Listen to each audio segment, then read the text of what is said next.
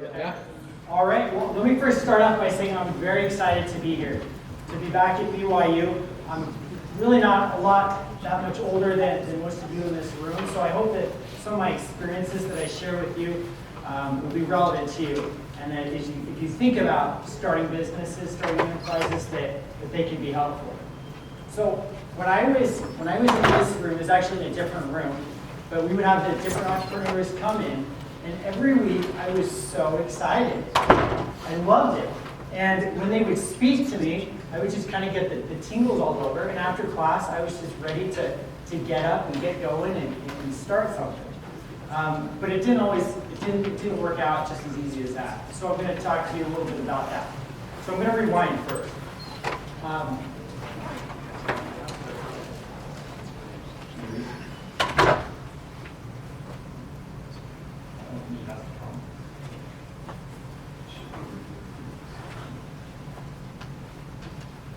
Well, he'll get that and we'll get going. But anyway, so when I was a young man, so my best memories were going to birthday parties, doing kind of fun things that kids would do, go to the arcade, and it was something that was exciting for me, and I loved it. I wasn't like a hardcore gamer person or anything like that, but it was just fun to do, and I had a lot of great memories doing that. So when I got older, I thought a lot of it about those early days, and it kind of played into my business. I started a company called Refocusing, and we are a family entertainment center. We have video games that people can play, laser tag, pizza, and all sorts of activities for people to kind of have fun. The thing that sets us a little apart from other places is that we charge an admission fee to come in, $2.25, and then the games operate with nickels. And we price everything to be 1/5 the price of what it would cost to go to like a normal arcade. So that's a little bit about background. By a show of hands, how many of you have ever been? Wow, fantastic. That's great. So you know a little bit about it. And those that you haven't, hopefully you'll get a chance to do that. So when I was young, I took a class in personal finance. And one of the assignments that I had was to create a budget. And so I went to my parents and I said, what the heck is a budget? How does it work? And what is the real world like? And so they told me how much cars cost, how much insurance cost, mortgage, all these kinds of things. And at the end of this little experiment that I was a part of, I realized that life is really, really expensive. Everything costs money. And I took it for granted. And so I figured that I would have to get a job making some decent money that I could provide for my family. And so I figured, great, I'll be a professional. I'll be a doctor or an attorney or an engineer, something like that would just kind of provide the income. Well, I came to BYU, and I was doing pretty well in high school. I worked really hard and got good grades. And I realized really, really quick at BYU that it was really hard, that everybody around me was super smart. And I thought I was doing really, really good, and I was doing my homework.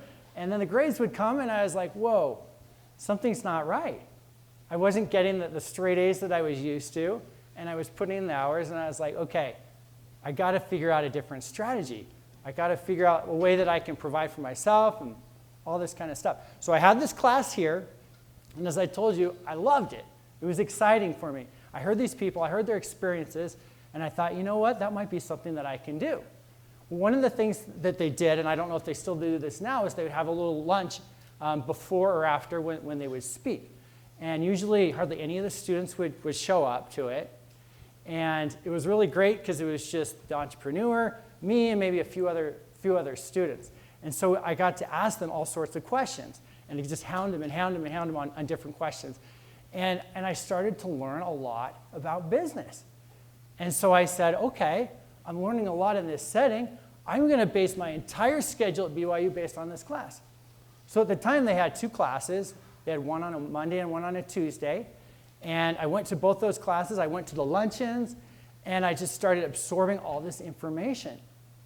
And I realized really quick that the people that had started these great enterprises, they weren't the brightest group of people. They didn't have all the answers. They weren't always the most sharp people in the group, but they were people that could get things done, and they could start things, and they could be successful. And I thought to myself, you know what? I can do that. I can do that. And so what I did is I figured, okay, here's my plan. I am going to get all their business cards or their contact information. I'm going to compile it all together. And then someday I'm going to go out and I'm going to start a business. And I'm going to need a lot of money. And I'm going to go to these people. And they're going to give it to me. That was my plan. So it didn't quite work out that way. But that was kind of my plan. Because I enjoyed being in this setting and learning from them. So as a student at BYU, I totally know exactly the things that you're going through. I was at the stage where I wanted to start a business. I realized that was kind of my path in like a career type of thing. And so I wanted to do it, but I didn't know what to do. That was my challenge. I thought I could be really good at it, but I didn't know where to begin or what to start. So one day, I was actually in the library, and I was kind of one of those weird students. I would actually do my homework. They had a computer lab, and I'd be on the computer.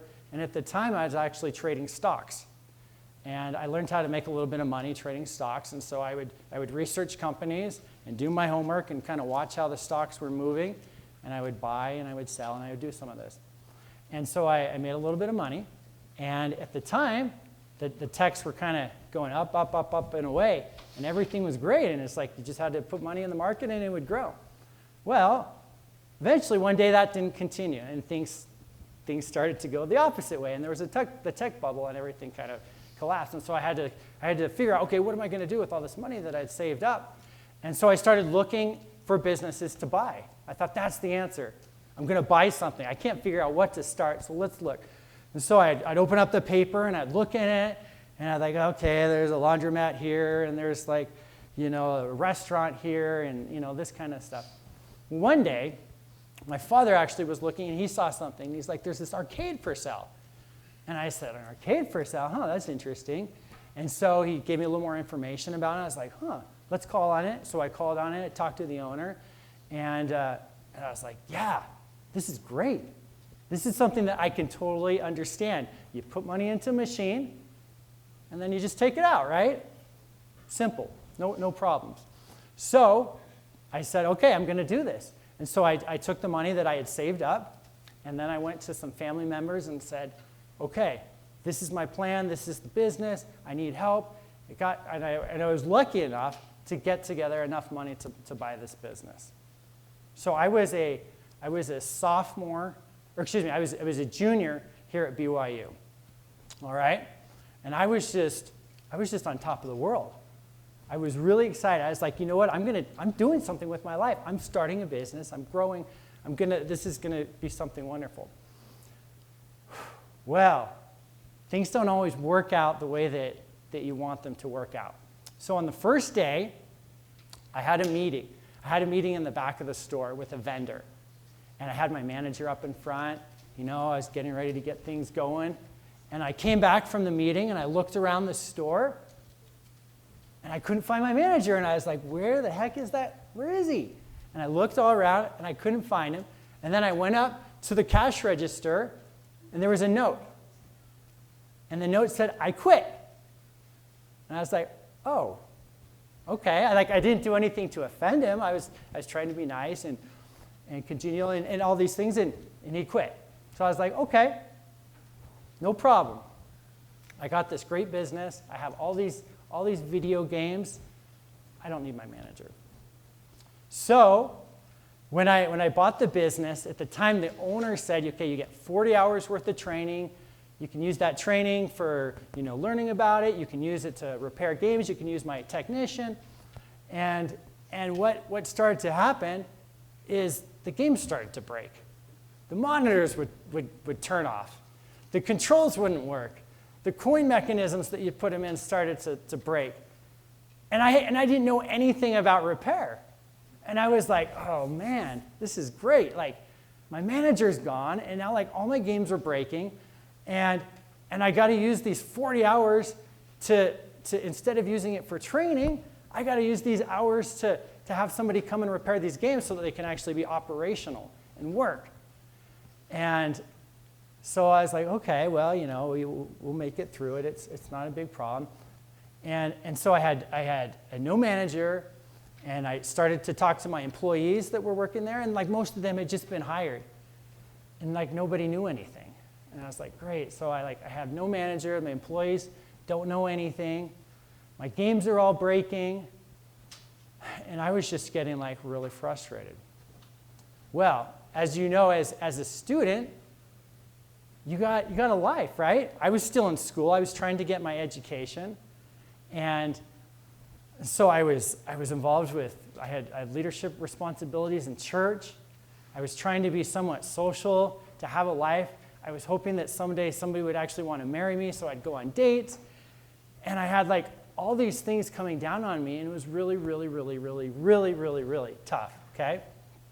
And I remember one morning, I had an early morning church meeting, and I woke up, and I looked in the mirror, and I had these big, like, dark circles under my eyes, and I was just so frustrated. I thought entrepreneurship and business was just going to be wonderful, and everything was just going to be great.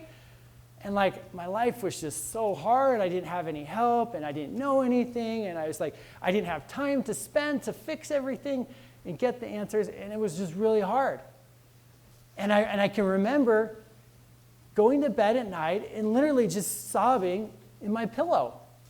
I was just crying, and I was like, oh my goodness, like I just put all this money, all this time, all this effort into this business, and it's like a complete failure. And I was so frustrated, and it was really hard. And so, sometimes we have expectations that things are just going to be fantastic and going to be great. And sometimes they're just a little bit harder, and you don't quite fully understand it. I didn't fully understand it till I did that. So I did it for a little longer, and then I had a teacher here at BYU that was helping me, a mentor. And I would talk with them, and I'd be like, okay, I got to sell this business. Like, I can't do it. This isn't working. I'm totally unsuccessful, and all these dreams and hopes that I had were just like going to go down the toilet. And he said, okay, let's just hold on a second. Let's start looking at the numbers. Let's check and see kind of what's going on in the business. Let's see if we can find the solutions to these problems. And instead of selling the business. So we went through this exercise. I showed him the numbers, the books, and everything. And he said, Dan, why do you want to sell the business? And I said, what do you mean, why do I want to sell it? It's so hard, and there's all these problems, and everything's terrible. And he's like, the business is profitable. And I'm like, well, yeah, I know the business is profitable. He's like, no, like you're doing really, really well. And I was like, oh, yeah, I mean, it's doing good, but I never really thought about the money side. I was just more thinking about making it successful. So I tried to actually sell the business, and I wasn't very successful at it. I didn't really market it very hard, but I was like, okay, I'm done with this business. But it didn't. I couldn't find a buyer to purchase it, and so I was like, okay, I'll just keep going forward. And then something really great happened. You're not going to guess what happened. So you're not guessing. I graduated from BYU. That was the exciting thing. I graduated from BYU, and now all of a sudden I had all this time. Because before I was just trying to like juggle everything, trying to do my homework, trying to do stuff with friends, trying to do the business. And I was trying to do it all, and it was so hard. And then when I graduated, I had all this time. And I could use this time to focus on the business. And things eventually, slowly got better, and things got improved.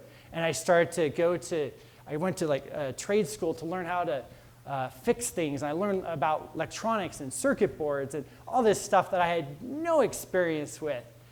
And I started to learn and started to grow, and things were better. One day, I got a letter in the mail, and it was from a business broker. And he told me that there was a similar business to mine, and it was for sale in Southern California. And they had a number of locations, and I looked at it, and I was like, oh, yeah, this is great. Like, I want to grow. I want to expand and make things bigger. So I went to California, and I started visiting the different locations, and I started talking to the managers and making notes and trying to kind of like put my hands around this idea of growing a business. And everything, I was like, okay, things are looking up, things are getting better. Like I feel for things, and was trying to put together this deal to buy this bigger company, and it fell through. It didn't work out. And so I was like, oh man, like things keep getting bad. Like things are going good and then they get bad. Things get better and then they get worse. Well, while I was doing that, and I was driving around California, I saw this business, and it said closed, going out of business, kind of type of thing. And I noticed it was an arcade. And so I looked in the window, and I noticed there was all these arcade games in the window. And I was like, I wonder if somebody wants to like sell this equipment. And I was like, wait a second, what if I could take this equipment that was in this one place and move it to Utah or move it to somewhere else and do a store? And so I contacted the company. It was a Japanese company, and I said, do you want to sell these games? And they said, yeah, I would be interested in selling them. And I was like, oh, sweet, this is great. Like, okay, I'm going to do this. And then I did that, and then they called me up, and they're like, we have other locations. Are you interested in that equipment? And I was like, yeah, of course I'm interested. So I started to take this equipment that was at different areas that were businesses that had closed, and I took the equipment, I moved it around, put in other equipment that was exciting and fun, and that's kind of how I started to grow the company. And it was a big process. It was a lot of work, but I felt that by kind of looking for opportunities, looking for bargains, looking for things out there, that I could succeed and grow.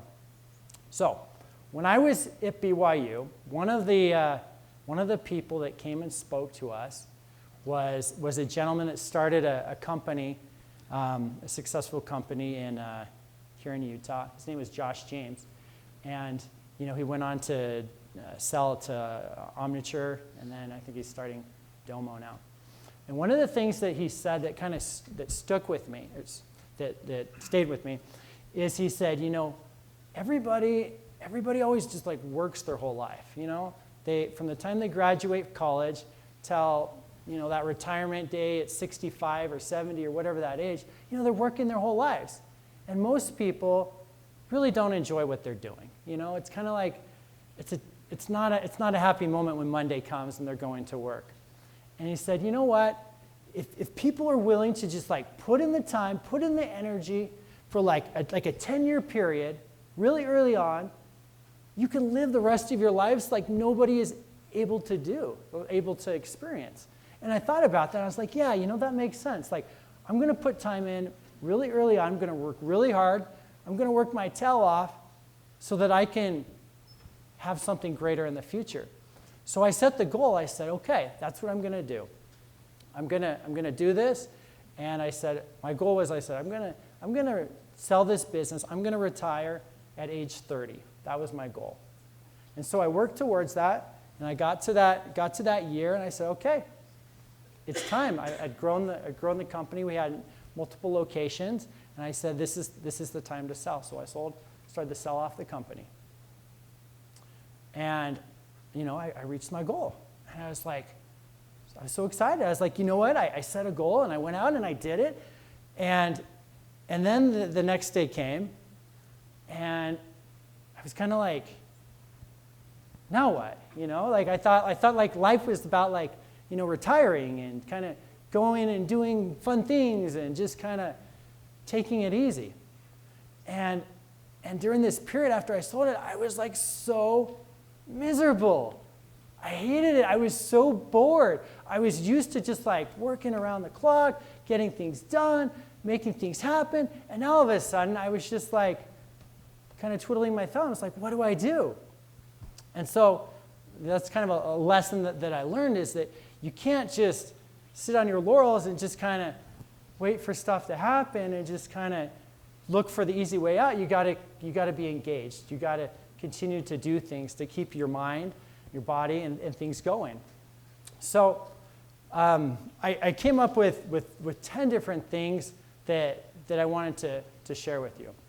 Well, I'll tell you this one thing. This is kind of funny.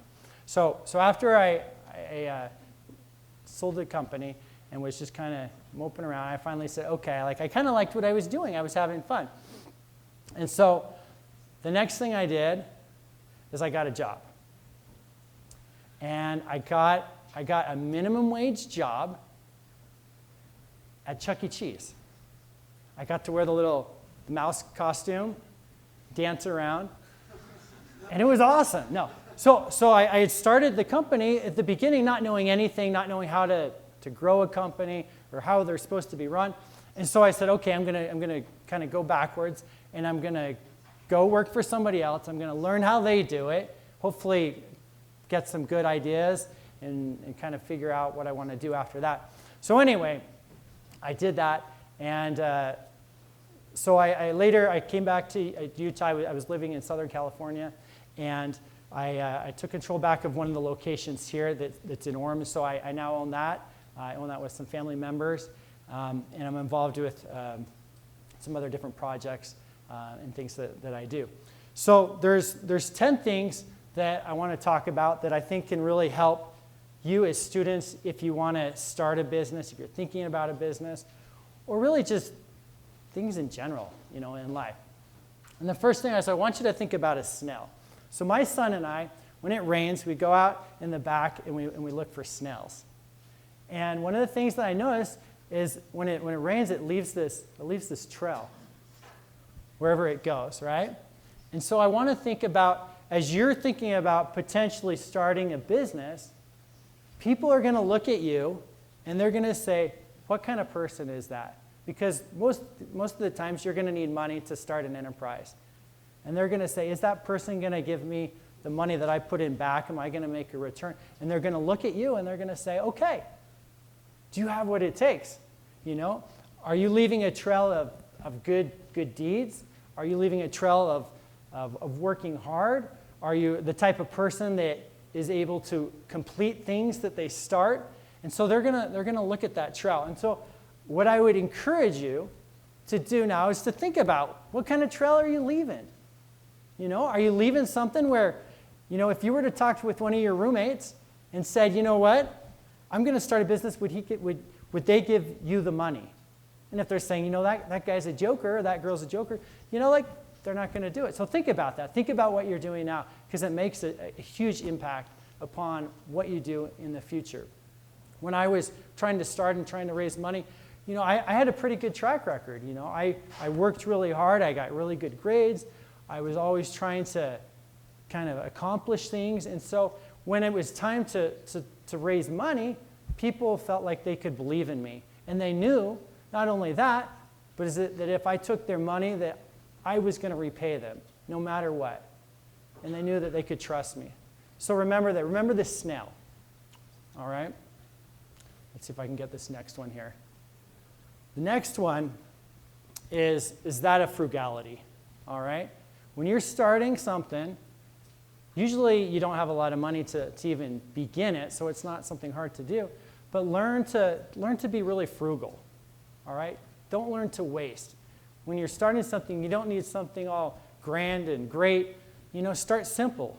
Whether that's in your bedroom, whether that's just something in the garage. A lot of the great success stories in America are those stories of people that have really humble beginnings. When I began, I would go to California. I would take the Greyhound bus, and I'd take these crazy hours of time that I would travel, and I would go to these locations. And I didn't have that much money, and I would I'd go to these arcades that were closed, and I would literally sleep in the arcade. And I would work on the equipment and get it ready, and then once a week, I know this isn't kind of the greatest thing, but I'd go to a hotel and I'd shower and do all that and get clean. But it worked for me, I didn't want to waste a lot of money, and so I was always trying to do things to save money.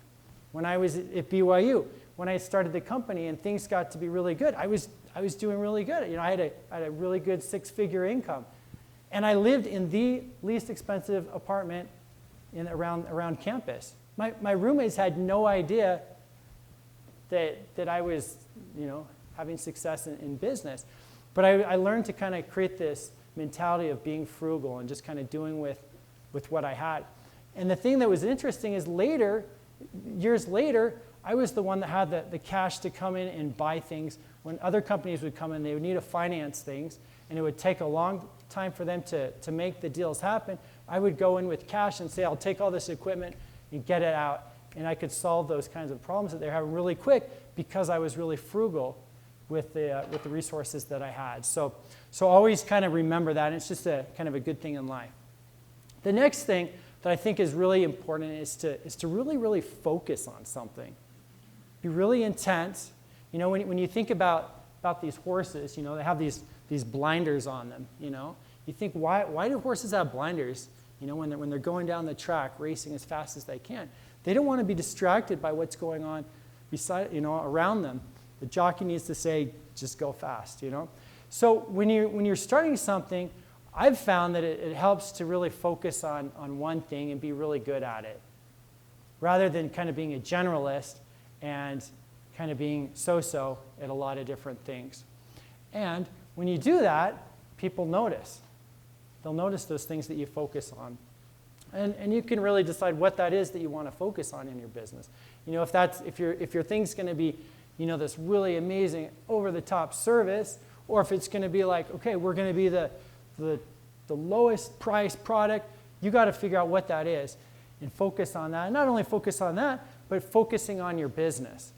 Like I was able to do when I took those first 10 years, I really focused really hard on it. Probably harder than I should have. But it helped the business to grow and helped me to achieve those goals that I had. So remember that. The fourth thing, and this is, you know, honestly probably to me one of the most important things that I could tell somebody, counsel somebody that's starting a business. And it's great that I'm here at BYU and can talk about this. You know, I feel like I have been incredibly blessed in my life. More blessed than I deserve is really how I feel. And I attribute that to the Lord. You know, there's so many times, like I mentioned that one time when I was just like so frustrated with things that I would just get down on my knees and I would pray and I'd ask for his help. And I can tell you that he helped me. And there was so many times where I physically felt like I couldn't do it.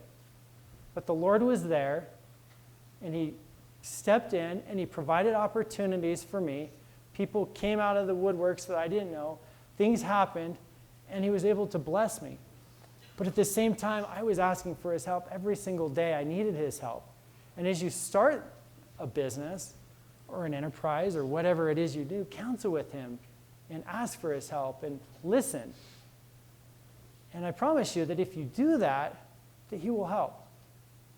And I don't think he cares. I know he doesn't care, you know, how much money you're making. It's not about that. He wants you to be successful, but he wants you to take care of your family, and he wants you to take care of the people that work for you and the things that you can create. So just remember that. If you need that help, he's there for you, and he will bless you with that. The next thing, and I'm sure a lot of the different entrepreneurs that have come here have probably talked about this one, is looking for problems. You know, there's so many problems out there. And really, when you're starting a business, I mean, really all you're really doing is you're solving a problem.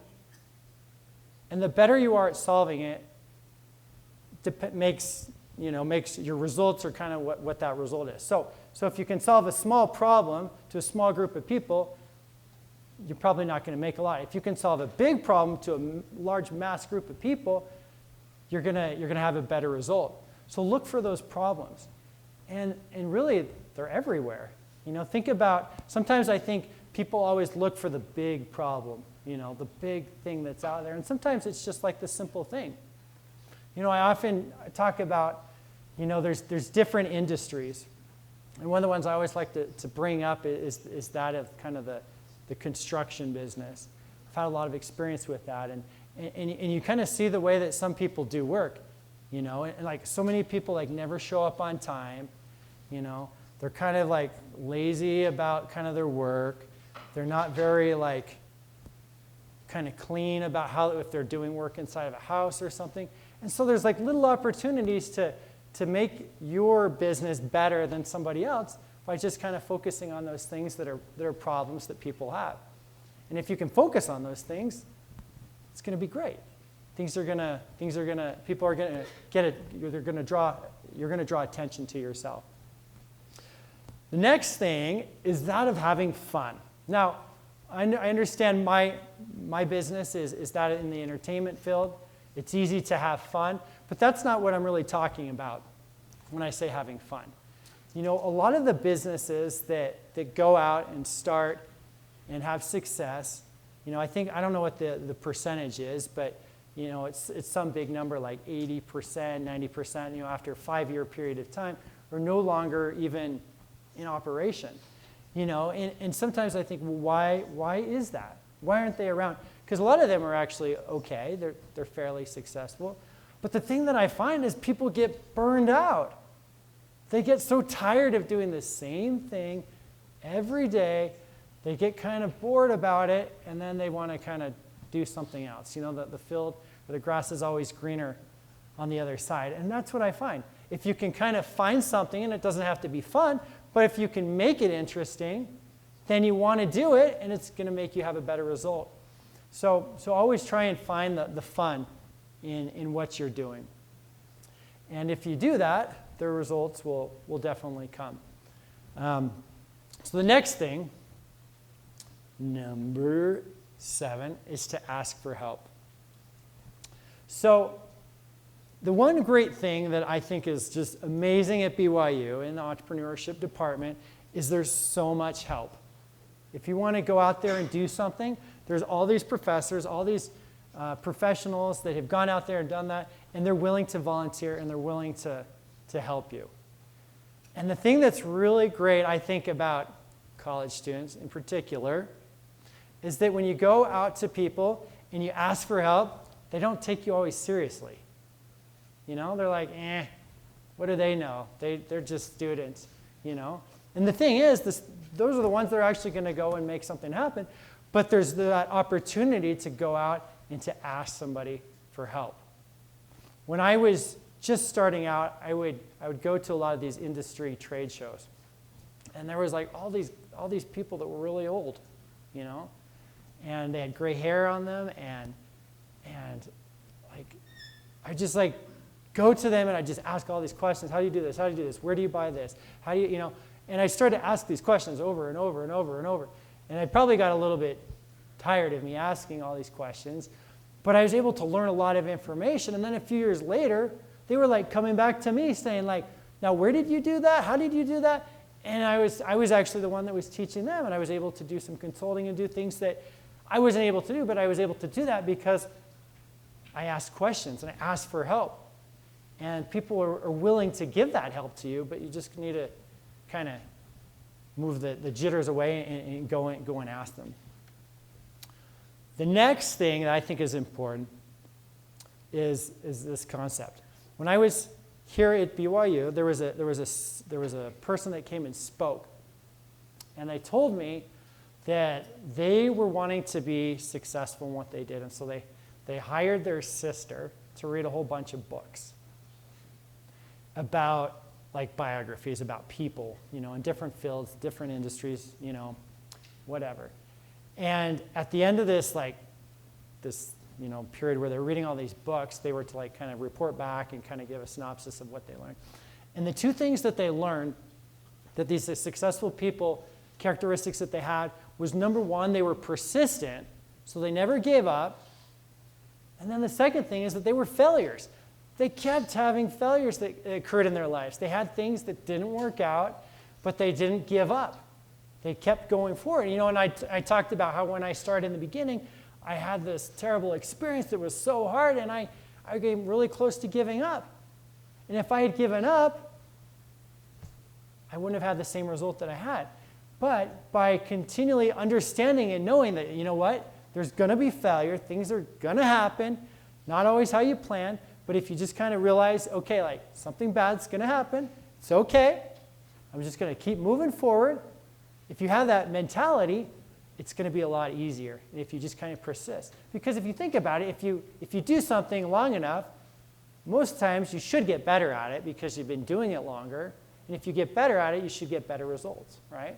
So if you can remember those two things, it's okay to fail. Don't worry about failing. Sometimes the best failures are the ones that have all the experience, that know what to do next time and to be better. You don't want to fail too much, but you want to at least not be afraid to fail.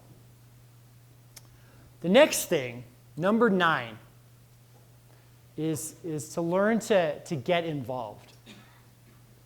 So one of the speakers that came here that had an impression upon me, one of the things that they said is that they went to this rodeo one time with this family.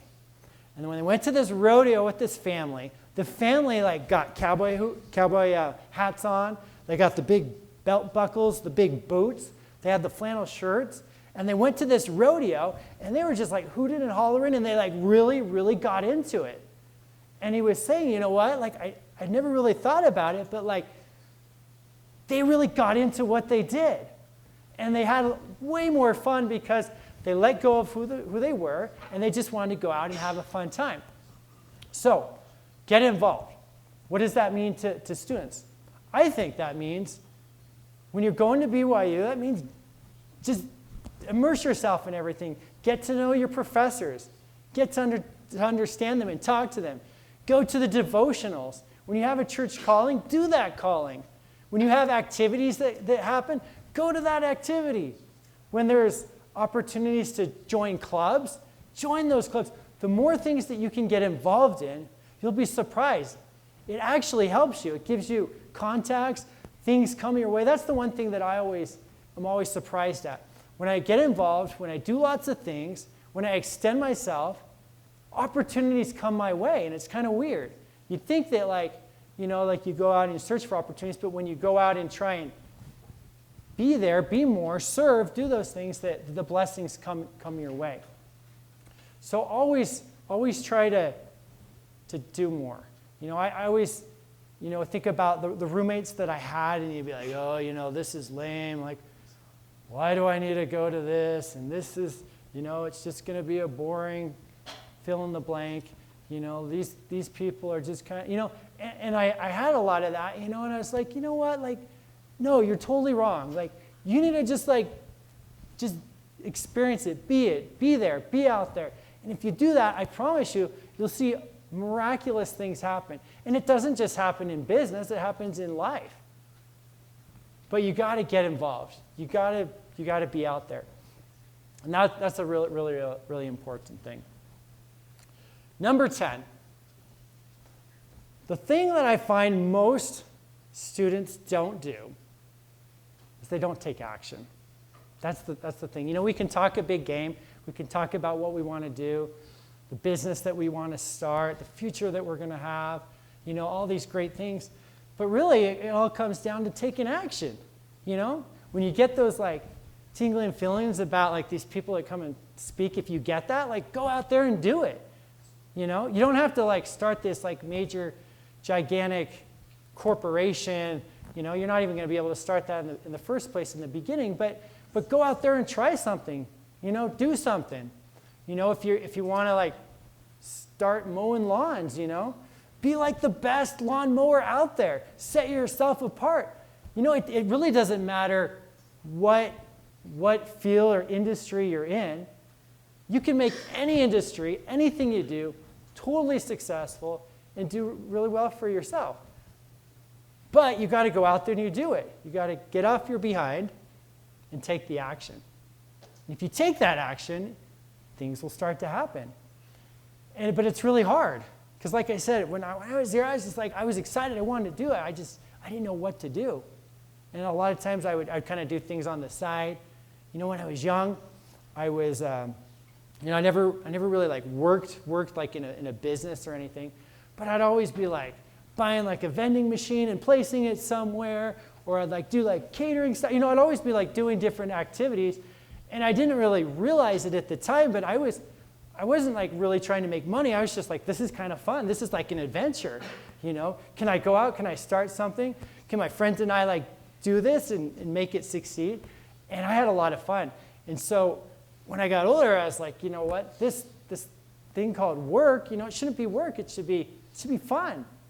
And if you take action, you're going to start seeing some amazing, amazing things that happen in your lives.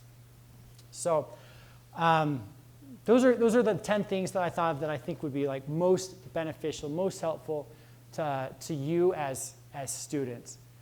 But more than anything, I think the purpose that I have is that if you think you want to go out there and do something, like do it. It's awesome. It's really fun, and it's going to be really, really hard, and you're not going to know what's going to come your way, but just do it. Because if you think about it, when you get to create your own destiny, in a sense, meaning nobody's telling you like, okay, this is the limit that you can make. These are the hours that you have to work. These are the people that you have to be. When you're your own boss, you get to control all that. If you want to work 1,000,000 hours, you can work 1,000,000 hours. If you want to work 2 hours, you can work 2 hours. There's going to be, it's going to affect things, but you're in charge of that. And if you want to have the great people that are around your circle that you like, you get to hire them. And that's why I think entrepreneurship is so exciting, is it gives you that opportunity to kind of create what you want to have. Because there's nothing worse, I think, than kind of being limited to what you can do. Having that ability to kind of create is really exciting. So I encourage each of you to try it. And if you're not into it, there's nothing wrong with that. I think of, I have some family members, and if they were to come to me and say, I'm going to start a business, I think I would be like, you better not. That's a bad idea. Not everyone's fit for it, and that's okay. Not all of us are as crazy or as, that way, but that's okay. We're not all the same. So anyway, I want to open it up to any questions that any of you might have that I could answer for you or would be helpful. So first of all, let's give Dan a hand.